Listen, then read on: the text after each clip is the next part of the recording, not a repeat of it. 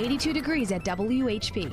All advice given is for general information purposes. All legal cases are different, and you should seek the advice of your own attorney before acting or making decisions. No attorney-client privilege applies to communications on this show, and no attorney-client relationship is created by calling or writing in. Attorney Rominger practices only in Pennsylvania and maintains his primary office in Carlisle, Pennsylvania.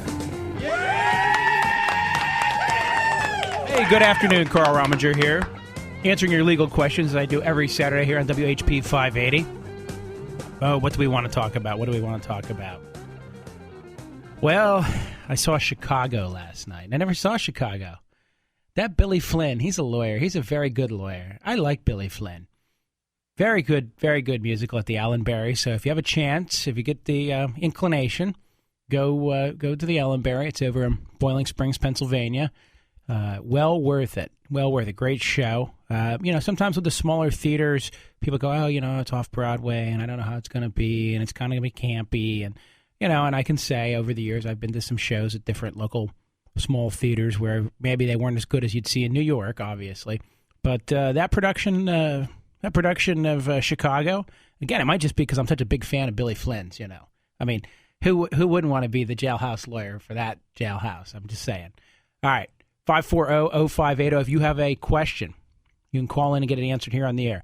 You have a divorce, you want to get divorced, you have a child support question, you were injured in a car accident, you want to know how to get uninsured, underinsured insurance.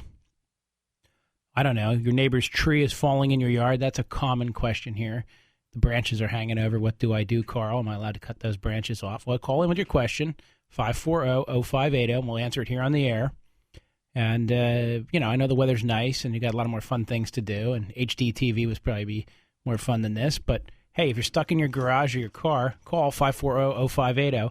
Also want to remind you guys, next week, August 25th, from 2 to 3 p.m., David Nesbitt will be here, an elder law expert.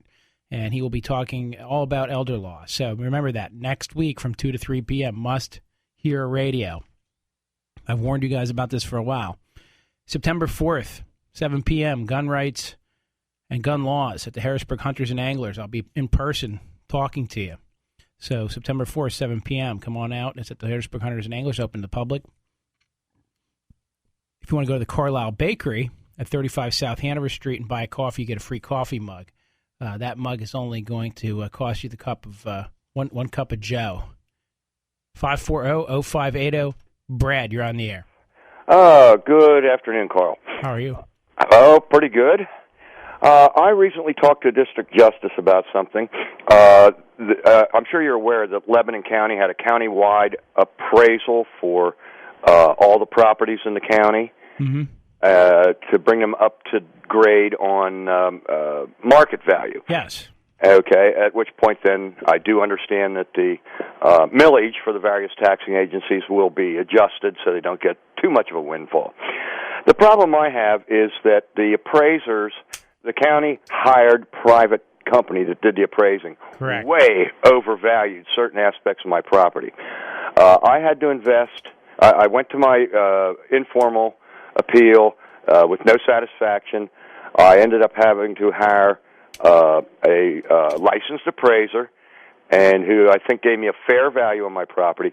But they did point out that certain aspects of my property were so grossly overvalued.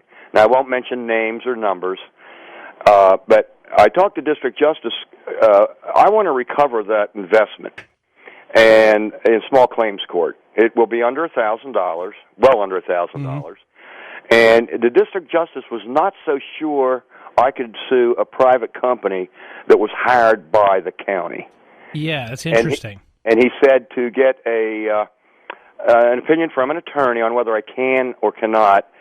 My first step is to win my appraisal appeal, which comes up this Wednesday. Right. And I have all my ducks in a row for that. And then he said, get, like from yourself, an opinion on whether I have the ability to sue for the incompetence. I have irrefutable evidence that they way over-appraised my domicile. Right. Interesting, though. Here's why. First of all, a negligence-style action probably isn't permissible if they're working on behalf of the government and they're within their cloak of immunity, okay? Mm-hmm. But assuming they're not, the next question becomes, what did they do wrong? Well, it's not breach of contract because you're not in privity with them. Negligence, usually we have to have a personal injury. We don't really allow negligence for business issues, which is just a straight money damage issue here. So off the top of my head, it seems problematic. The other problem is going to be your attorney's fees are not recoverable in pursuing them. Well, this would be small claims court. I Right. could represent myself. Right. So then you wouldn't have any attorney's fees, and that would be a good thing. Just the filing fee. Right, and so you may want to try that.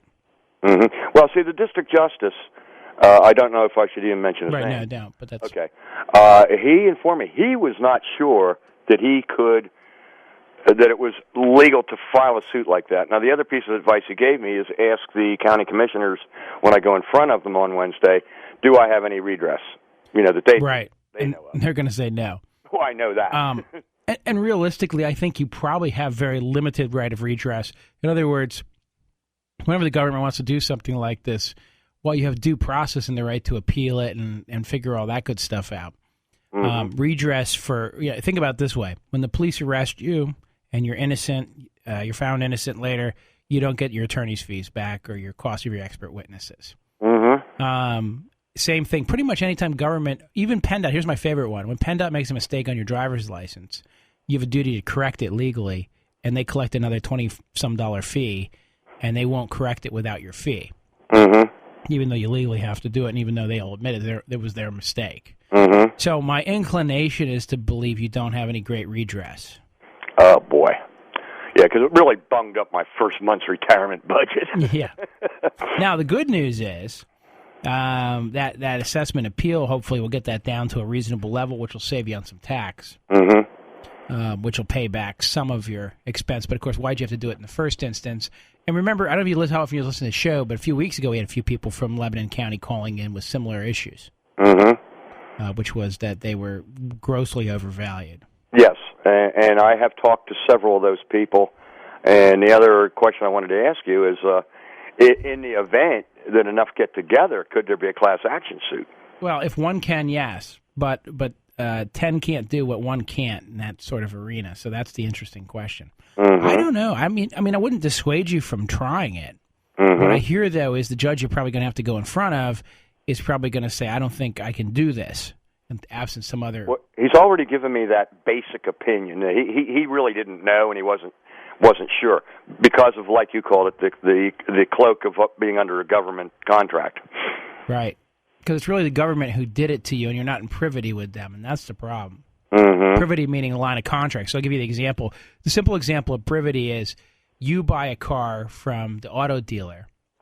You don't actually buy it from GM, okay? So we would say your contract is with the auto dealer, not with GM. And now, of course, there's lots of ways around that and lots of little loopholes. But when you put the government in there, so here's my question, so if you sue the car dealer and somehow you can get to GM, that doesn't necessarily mean you get to one of their subcontractors either. But now we take and go one step farther and say that this is a government entity using a subcontractor. They can complain that their subcontractor didn't do what they supposed to do right because they're in privity with them. You can't. Then when we try to get to a some kind of constitutional claim, well, the courts are going to say you had redress through an administrative process and you were able to successfully correct it, so you weren't wronged by the government, even though it cost you money to do it. I got you. All right? Okay, that answers my questions, Carl. All right, good luck, brother. Okay, thank you. 540-0580, Carl Rominger here answering your legal questions. When we get back from break, we'll have Chuck with wills and Dennis with landlord-tenant. Hey, welcome back. Carl Rominger here. So what's going on over in Russia, right? They got a little group over there called Pussy Riot, and they went to a church, and they performed a act of hooliganism motivated by religious hatred. That's what a Moscow judge found, and that their prunk prayer was not a protest against Putin, but was found to be motivated by hatred for Russian Orthodoxy. So they got 2-year sentences. Now, we all know that the real reason they got 2-year sentences is Putin wants them silenced and wants to make sure everybody knows that if you protest or go out there, you're going to go to jail. Now, I'm sure some of the listeners around here are like, well, they broke a law, and if you break a law, you have to go to jail because that's the way it is. Well, let me explain something to you guys. Yeah, except when the law is that the government doesn't allow you to protest, that would mean, you guys could, you're going to get what you want, right? You'll be able to jail people for things like, going to the Capitol and marching in support with Glenn Beck. You'll be able to, you could jail people for the Million Man March as well. Why not throw everybody in jail if they want to make a political protest that isn't a rally in favor of the ruling Klan? So, that's the problem, folks. Around the world, there is a movement afoot, and has always been afoot, to oppress freedom.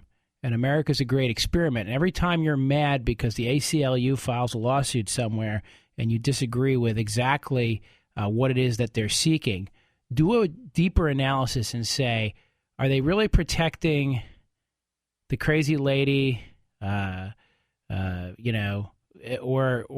liberal do-gooder, or are they really protecting some greater freedom that I could utilize someday when I'm not happy with, say, President Obama? So remember that. Remember that we have to defend that on the fringes. And so here we go. We got a punk band in a church singing some crazy song.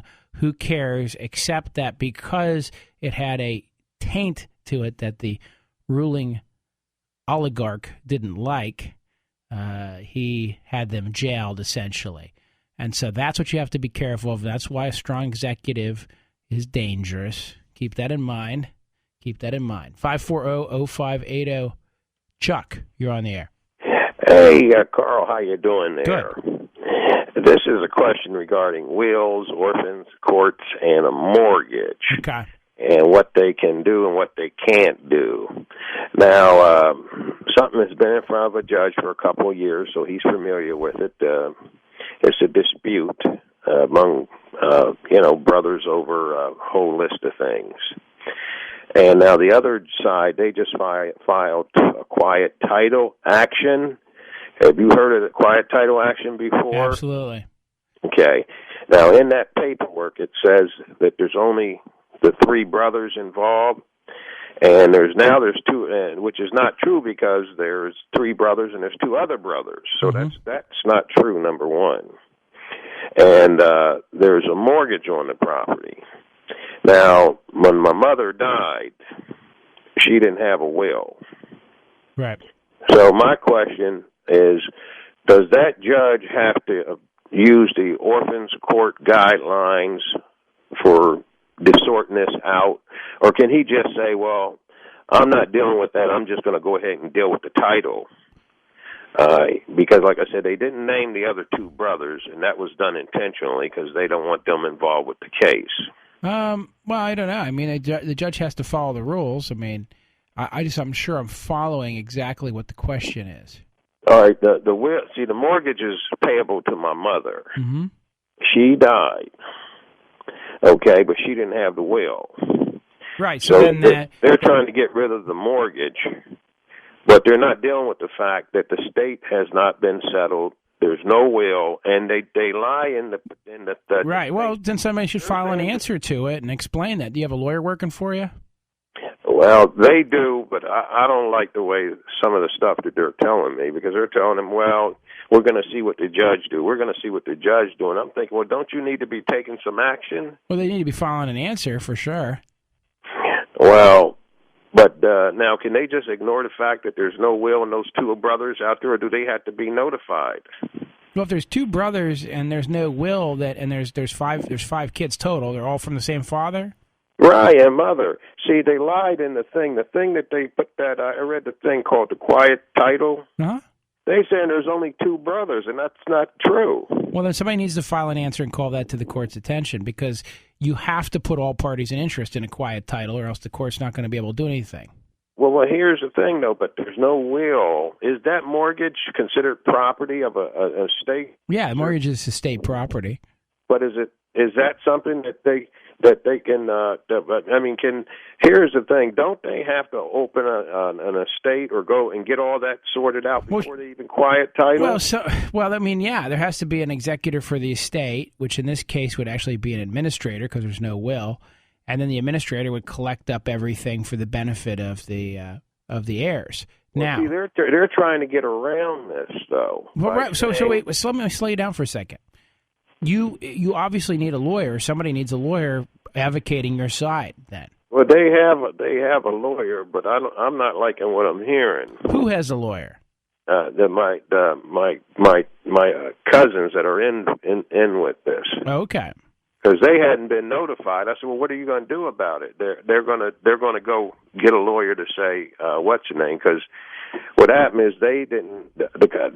The complaint was taken to them by another family member, and when they read it, and I read it, I said, "Well, look, it says right here that there's only two brothers. You need to be involved with this." Right. And I would think. So it's not. Listen, if they want to use a lawyer and the lawyer gives them bad advice, I can't fix that. But I don't know enough about the particulars of what's actually who's titled when, who died when, the whole 9 yards. We can't do that here on the air. No, I understand, but they told a lie in their filing, and they said there's only two siblings, which is not. Well, the judge will certainly consider that if it's pointed out to him. But I'm telling them that they need to. They're saying there's no will. How do they know? No one's ever going down the courthouse when she died because they were all just arguing with each other. Right. No one's ever done. There might be a will out there. Well, they should go look. Well, there's a way to look for them, which is to put word out to the lawyers and look through the house, etc. All right, my friend. Sounds like your cousins just need to make sure they have a decent lawyer and follow their advice. They need to get a lawyer, don't they? Absolutely. And not just they need to talk about what they're going to write a letter. That's not going to do it. They need to go get down there because there might be a will. Yeah, well, more importantly, they need to be involved. Because if there's no will, then they're definitely in interest if they're two of five children. There's no will, but people will lie about anything. Right. They might have taken the will and hid it. Well, that's always an issue. But without a will, they're actually in good shape because they're definitely in it. The will could say they're out of it. Well, there's no will, but like I said, you don't know because right, when they get lying and hiding things. Common problem, Chuck. Common problem. All right, man. 540-0580. Dennis, you're on the air. Hey, Carl, thanks for taking my call. I agree with you about Putin. Some of these oligarchies think that they can just run over people.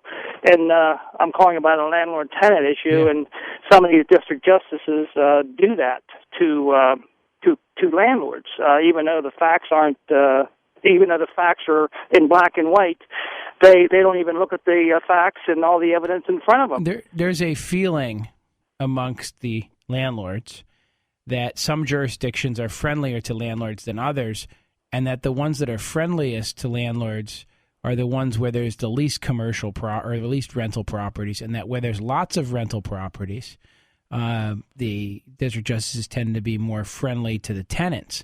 And the theory on that is that's who votes for who lives where votes for the district justice in that district. You got that right. I believe that wholeheartedly. So that theory has been opined, and so it's been pointed out to me by various landlords that, for instance, if they evict somebody in the city, they tend to find that the person gets lots of if the joke one landlord said to me is if the person puts shelf paper down and claims that they'll get a $200 reduction in the rent they owe.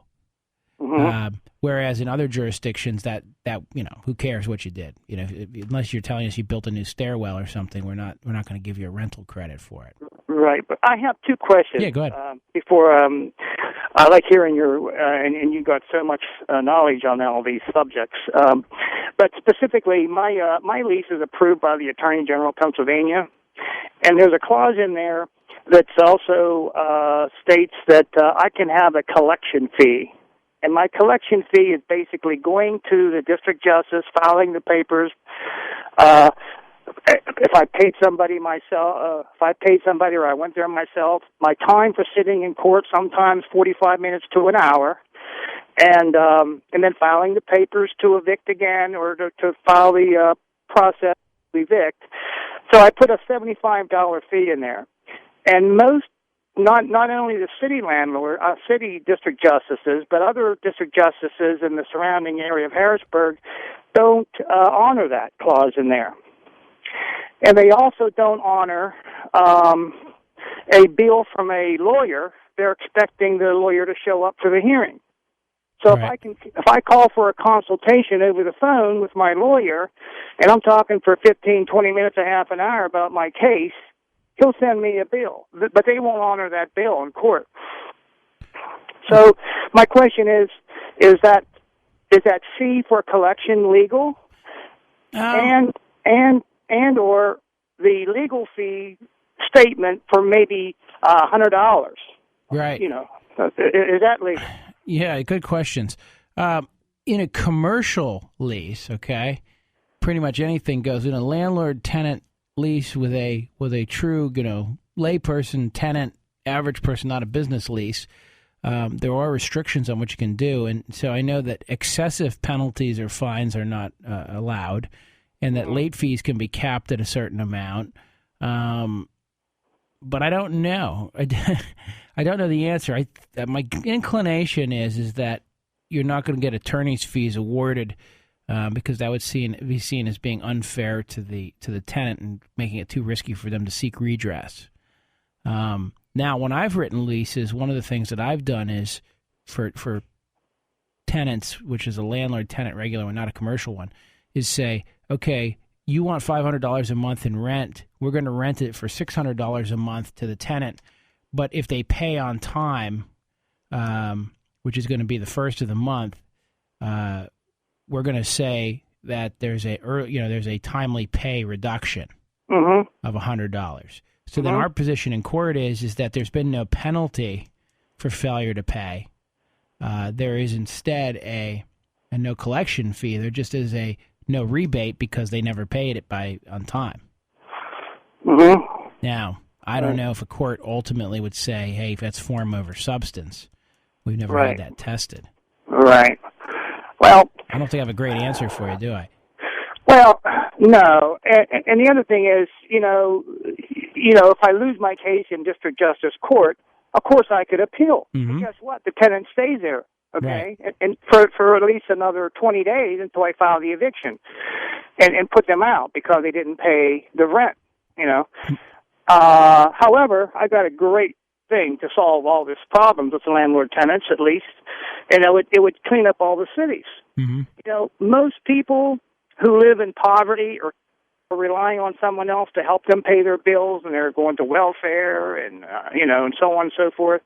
And when they go there, then the system is set up where they have a system for one person to pay for maybe a room somewhere to rent or a small one-bedroom apartment or an efficiency, so they get enough money to live by, plus they get food stamps. Now, they're getting all these benefits because they made the test for the need for this individual or a family. However, I believe it's fraud that they're committing when they don't pay their bills. They don't pay their rent, they don't pay their gas bill, their electric bill, but they take that check out the mailbox and spend it on anything else they want, but it's fraud. Oh, I don't disagree with you. I got to let you go. I got to go to break. Okay, right. Carl. Thanks a lot. Take care. Hey, welcome back. Carl Rominger here, 540-0580, answering your legal questions. I'm an attorney here in the Mid-State, and, of course, if you need to get hold of me throughout the week, just go to Rominger Law, ROMINGER, law.com. Call the office at 241-6070, 241-6070. But the talk line number today, all the way up until 3 o'clock while I answer your legal questions, is 540-0580. Richard, you're on the air. Good afternoon. In 2010, a group of people tried to resurrect a historical society in East Hanover Township. Wow. I joined in 2011, and I was given a paper to look into concerning revocation of our tax-exempt status. And I wondered if you could tell me the quickest way to get that reinstated. Well, I don't know. It was revoked. Why? Not filing returns. Okay. 990s. Is that right? Right. And I think that's something that the IRS had said that they were going to crack down on. If I remember, there was kind of like a big public news about that, that a lot of not-for-profits, and particularly tiny ones that had no real cash flow, still needed to file those. I would suggest going to a CPA or accountant and having them perhaps file going forward, but also may need to retroactively file and then seek permission from the IRS to get the tax-exempt status back. But I really would refer you to a CPA on that one. Well, one of the biggest problems I've found dealing with this is the lack of information because of the former members and officers are no longer involved. Mm-hmm. And in fact, some of them are dead and some of them are in nursing homes, and we just don't have the paperwork. Are there any assets of this group or no? There are some T-shirts and throws and stuff like that and some books. Right. But we do have 2 Oppenheimer accounts. They're not, outrageously large, and, we're not even coming close to the $25,000 income limit. Mm-hmm. Mm-hmm. Yeah, so it sounds like you can't just create a new group wholly from scratch because there is some assets or resources you might still want to keep.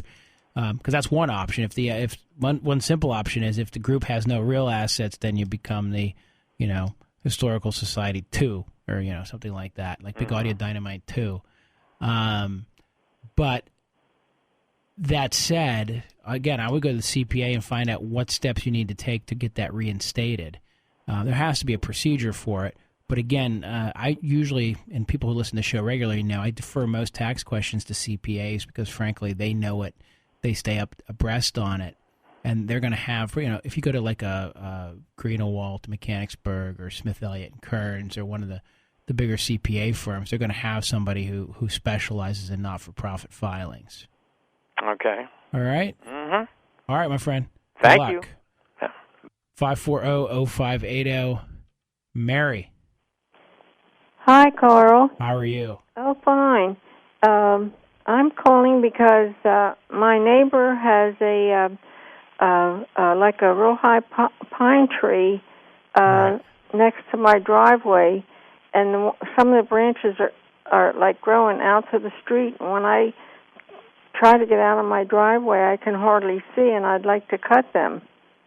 Am I allowed to do that? You can cut your branches to the extent they hang over your property line, yes. Well, it's not over my property line. It's on their line, but I can't see to get out of my driveway. Okay, so next question is, have you asked them for permission to remove them? No. That would be the first thing you should do. And if they say yes, problem solved.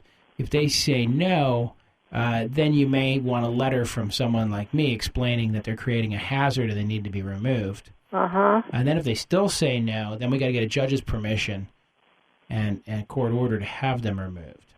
Yeah. They should really do it themselves, but they don't. They only worry about their grass and the right. and the plants and flowers that are around their immediate place. You can't make your neighbors be good neighbors. But you can force them to do things that they're legally required to do, or which create a safety hazard. Mm-hmm. So you could get injunctive relief from a court saying that either you cut this down, or I'm going to let this lady come in here and cut this down. But that's going to cost you money. Mm-hmm. But the flip side is, if you haven't asked them, I think we're a little premature here. They may simply go, you know what, we'll cut those down. We didn't realize they were blocking your view. If you had said something sooner, we'd have had them down sooner. Uh-huh. I mean, I don't know. They're your neighbors. You know them better than I do. Well, I don't really know them. They haven't been there that long. Okay, so then it's even more interesting. They might just not realize that needs to be done, or they may say to you, you know what, we don't really care. We're not going to cut them down, but we'll let you cut them. Oh. Who knows what they'll say. Well, I was hoping they'd say they would cut them. Right. Well, that's what we've got to talk to them, Mary.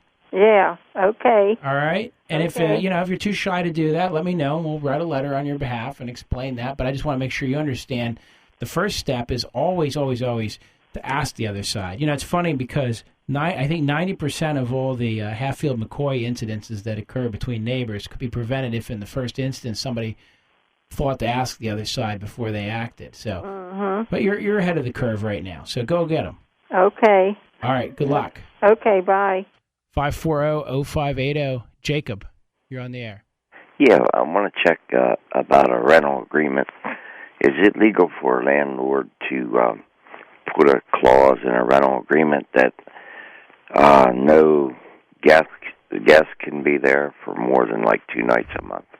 Yeah, I mean, the answer is Yes, because they can say no subletting, no additional tenants.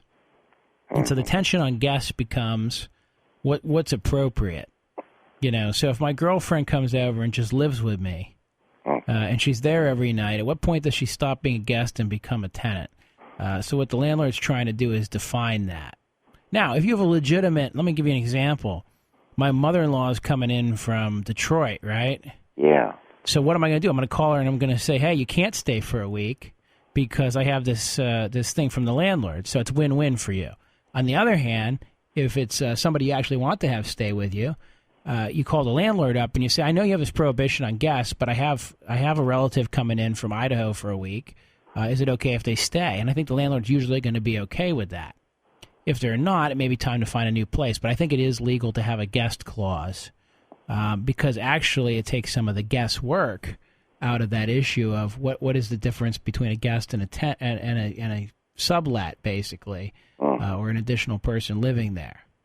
And that's the common problem. Who's going to be living there? Well, it's going to be one person. So I'm basing my rent on the wear and tear of one person. I'm basing on the fact there's only going to be one car going to be coming and going. And then one day I knock on the door and there's 17 guys in racks up there. Yeah. The main reason the landlord's doing it is because his wife filed for divorce. Uh-huh. And she's not listed on the property. Right. So he wants to, keep her... He wants to keep her from having her boyfriend there. Ah, okay. So that is legal then? I would think it's a legal clause, yeah. Uh-huh. Or does it have to wait till the divorce is handled? Well, I'm not sure I quite follow at this point. Well, they both bought the property. Mm-hmm. That's in question during their marriage. Right, and they're acting as what? They're the landlords. Well, no. See, what happened was the woman that's filing the divorce isn't listed on the property. Oh, so she's staying there now? Yeah, she was she was told she was given that property. I don't know. That sounds a little more complicated. It doesn't sound like she's necessarily a landlord then, so she can make up whatever rules she wants. No, she would be the tenant. Why would she be the tenant of who? Because it's in his name. Well, that doesn't... No, in a divorce, whose name it's in isn't important. It's when it's acquired that's important. Okay, if it was acquired during their marriage. Then it's completely marital property. It's as much hers as it is his, unless they have a prenuptial agreement. Can he turn around and charge her rent? No. Well, the court can certainly say later. Who's her divorce lawyer? Who is he? I'm not saying who. Does she have a divorce lawyer? Yeah. Well, she needs to be dealing with this with her divorce lawyer. Uh-huh. But no, there's rent credits. The idea would be if I'm living in a building that we could have sold, then certainly the other party may be entitled to some rental credit. But if I'm paying the mortgage, then that may offset it. There's a whole series of things that need to be thought out here. So we don't have a real landlord-tenant question. We have a divorce question. She needs to get in there with a divorce lawyer and be aggressive. Mm-hmm. All right? Okay. All right, brother. Thank you very much, Carl. No problem. 540-0580. See you guys in a minute.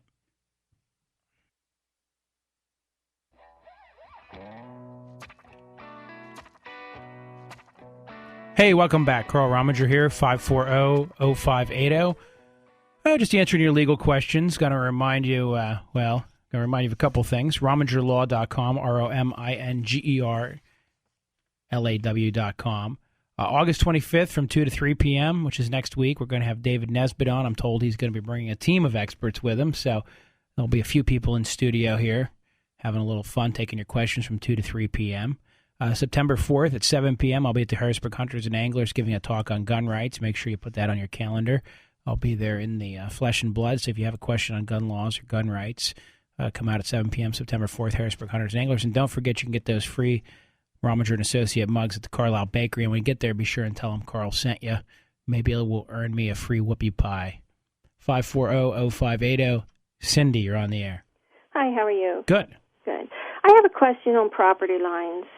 I have a neighbor that moved in years after I did. They never paid to put the stakes up to show where the lines are. I've told them repeatedly where they are, but each year it's like he comes over into my yard almost another foot. He's now into my yard over about 12 feet, and he just continues to mow it, and I ask repeatedly every year to stop it because he chops it down. And now we have rain, and it's not so bad, but when we don't get rain, it just chops it down to the roots. And now I even saw him fertilizing it. So since he does not stop when and I've asked every single year, do you have any suggestions on how to deal with it? I mean, the long and short of it might be time from a letter for a lawyer, and then you say, going forward, it's a lot of money to spend on something like this, but you say, going forward, if you don't stop, I'm going to get a court order that requires you to stop.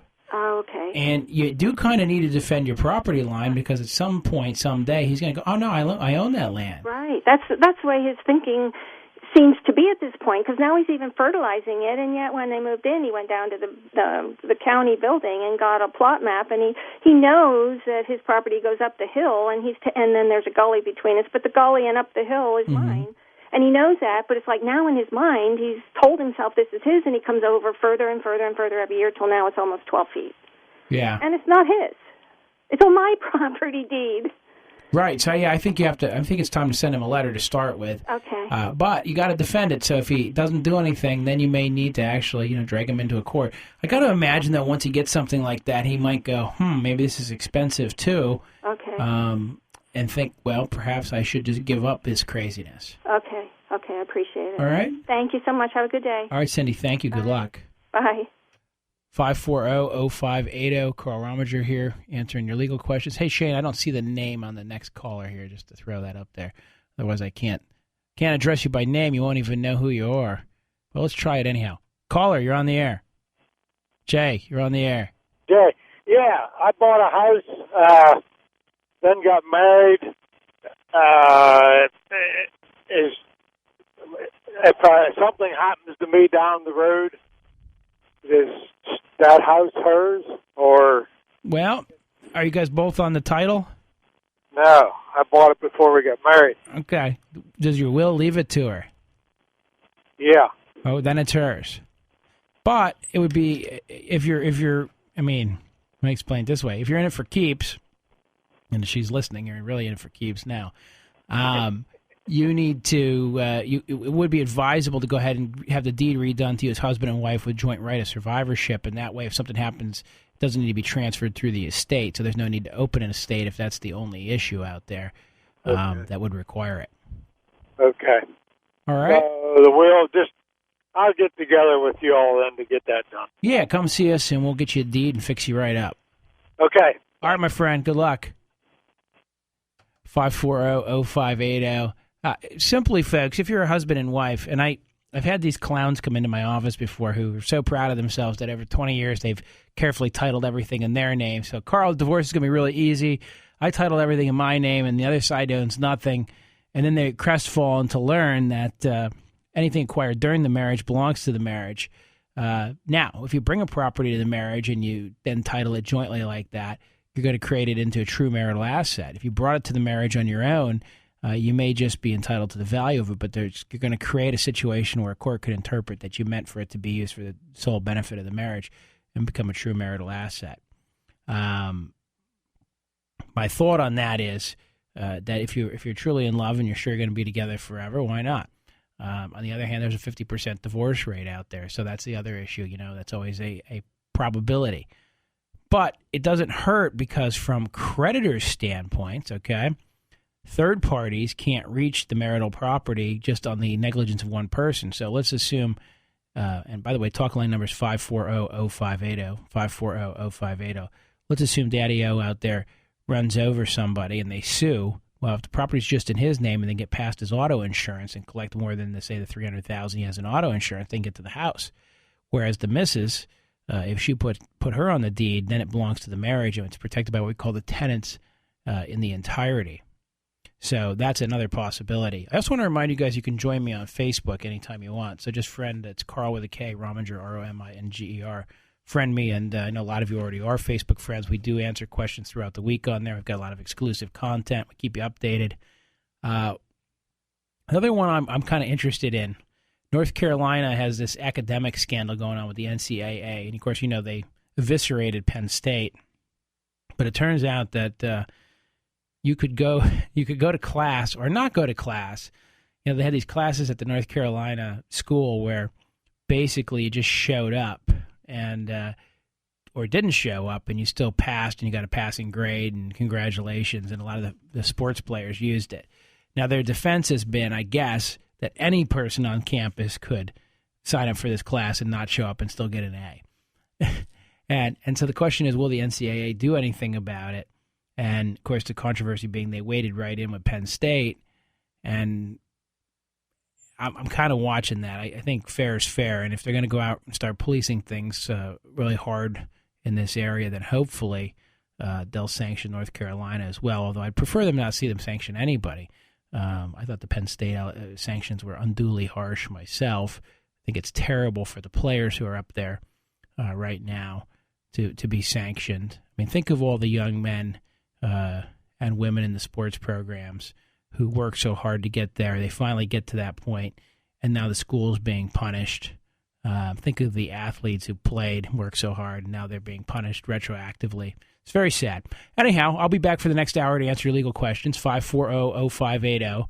540-0580. We'll be here from 2 to 3 answering your questions live still. See you in a few minutes, folks.